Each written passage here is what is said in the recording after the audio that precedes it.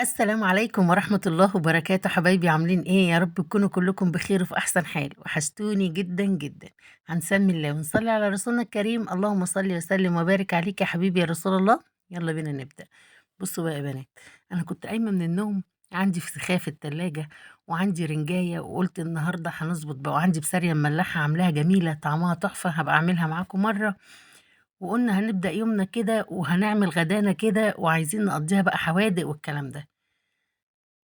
إيه بقى يا بنات، جالي تليفون: "إيه يا جماعة أنتم في البيت؟" "أيوه إحنا في البيت." "طب إحنا ساعة وجايين لكم وهنتغدى معاكم." يا سلام بقى! طبعًا اليوم اتلخبط خالص والتخطيط اللي أنا كنت مخططاه اتغيّر. ما علينا، أهلًا وسهلًا باللي ييجي. وقُمنا بقى يا بنات عاملين إيه، رُحنا جايبين البطاطس دي، أنا كنت مقشّراها عشان خاطر أعملها مع الرنجة والفسيخ وكده. المهم، رُحت جايبة بصلتين زي ما أنتم شايفين كده ومتبّلاهم برضه زي ما أنتم شايفين، وهاقطّع عليهم البطاطس، وهنعمل أحلى صينية بطاطس دلوقتي. إيه كمان، ورُحت حاطّة فرخة، كان عندي فرخة وورك برضه رُحت حاطّاهم وزي ما أنتم شايفين في المَيّة بعد طبعًا ما اتغسلوا كويس واتنقعوا كويس، وحطيت لهم الحاجات بتاعتهم، الليمون والطماطم وقرن فلفل والبصل وبعد كده حطيت لها بقى ملحها وبهاراتها وحاجتها، وهنسيب الفرخة دي تستوي على جنب. وهنكمّل البطاطس دي بقى، هنعمل أحلى صينية بطاطس النهارده يا بنات. بعد ما عملنا البصلاية وتبّلناها بالملح والبهارات والكلام ده، نزلنا عليها بالبطاطس اللي هي كانت هتتقشّر للرنجة والفسيخ. ما علينا، هي بُصّوا النصيب النهارده إن هو يتاكل طبيخ مش رنجة وفسيخ. خلاص كده وقطّعت عليها الطماطماية الحلوة دي، وبعد كده ضربت لها طماطمتين كمان في الخلاط ونزلت بيهم على النار. وبما إن أنا مستعجلة بقى أصلًا الأكل ده كُلّه ساعة بالضبط، والله أقل من ساعة. حطيت الصينية دي على النار تغلي لها غلوتين عشان ما تغيبش في الفرن، وبعد كده دخّلتها الفرن.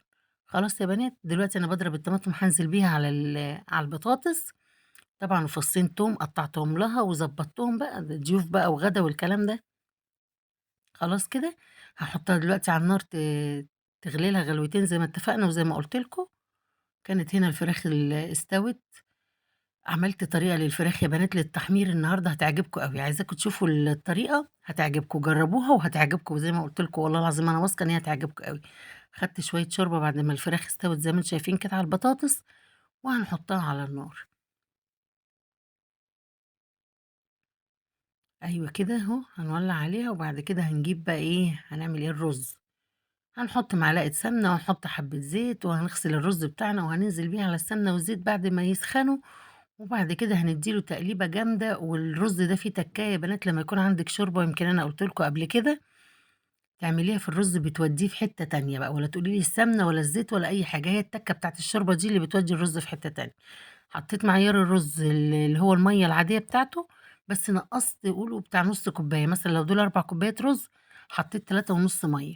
خلاص كده، وبعد ما غلى واتشرّب هاورّيكم الخطوة دلوقتي اللي إحنا عملناها دي، بتخلّي الرز تحفة. حطيت الملح بتاعي، وأديني حطيت المعيار المَيّة ناقص نُص كوباية زي ما قُلت لكم، وهاسيبهم يغلوا ويتشربوا، وشُفت الملح لقيته ناقص شوية حطيت حبّة برضه، وقلّبته زي ما أنتم شايفين، وهاغطّي عليه واسيبه مع نَفْسه لغاية لمّا يتشرب. وأدي الفراخ بتاعتنا باطلّعها أهي استوت.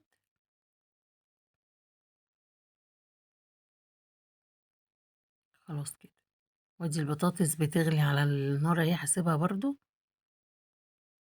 بُصّوا بقى، أخدت من الطماطم اللي أنا ضربتها في الخلاط، أخدت منها بتاع ربع كوباية كده، على قد بقى الكمية بتاعتك إن كانت فراخ والّا لحمة، على فكرة الطريقة دي بتنفع، بتبقى حلوة أوي. وتحطّي شوية الزعتر بتوعِك عليهم بقى وشوية فلفل أسود، وتعصري ليمونة، وتحطّي إيه كمان، وتحطّي حبّة زيت. خلاص، وشوية الملح بتوعِك. طبعًا عندِك معلقة زي ما اتفقنا قبل كده كاتشب، عندِك معلقة صلصة اللي هي الجاهزة دي تمشي. عملنا الخلطة بتاعتنا دي ورُحنا بعد كده إيه، حطينا بقى فيها الفرخة. بتشرّبي الفرخة من الصلصة دي. الصلصة عبارة عن طماطم مضروبة في الخلاط أو كاتشب أو صلصة العادية المصنّعة بتاعتنا اللي إحنا بنشتريها، وبتحطّي عليها ملح وفلفل أسود وشوية زعتر بس كده، وبتحطّي عليها حبّة زيت، وتعصري عليها ليمونة أو ليمونة ونُص، وتتبّلي بيها الفراخ كده زي ما أنتِ شايفة وتركنيها على جنب.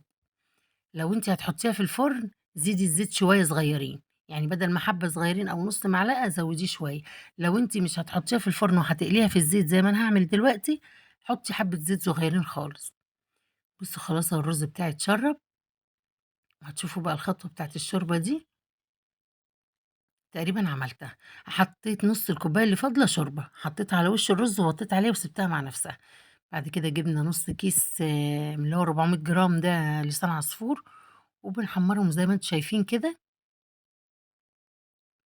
تحمّريه تحميرة جامدة تخلّيه يغمق، وبعد كده برضه شوية الطماطم الصغيّرين دول كانوا في الخلاط، حطيتهم عليه وهاقلّبهم حلو أوي، وبعد كده هانزل بالشوربة بنُص الكمية تستوي فيها. لو أنتِ عايزة اللسان العصفور بتاعِك ما يعجّنش ويفضل الواحدة بوحدته، لو قعد كام يوم وتسخّني فيه ويفضل زي ما هو، حُطّي الخطوة دي، حُطّي مغرفتين شوربة يستووا فيهم، وبعد كده زيدي الشوربة بتاعتِك اللي أنتِ عايزاها العادية. هتلاقي اللسان العصفور معاكِ زي ما هو، ولا يعجِّن ولا يمسك ولا يبقى كتلة واحدة في الشوربة ولا أي حاجة، يبقى بمَيِّته زي ما أنتم شايفين كده لغاية آخر معلقة. هنوطّي بقى على لسان العصفور يستوي براحته. قلّبنا الرز بتاعنا، وبعد كده حطينا شوية الزيت بقى اللي إحنا هنقلي فيهم إيه، الفراخ. شوية الملوخية الناشفة التحفة دي، أنا عايزة أعمل فيديو معاكم الملوخية، بس الملوخية دي بالطريقة الصعيدي تحفة. شايفين شكل الفراخ عامل إزاي يا بنات؟ طعمها وريحتها تحفة. بصوا يا رب يكون الفيديو عجبكم يا بنات، ما تنسوش في اللايك والاشتراك. في رعاية الله وأمنه، والسلام عليكم ورحمة الله وبركاته.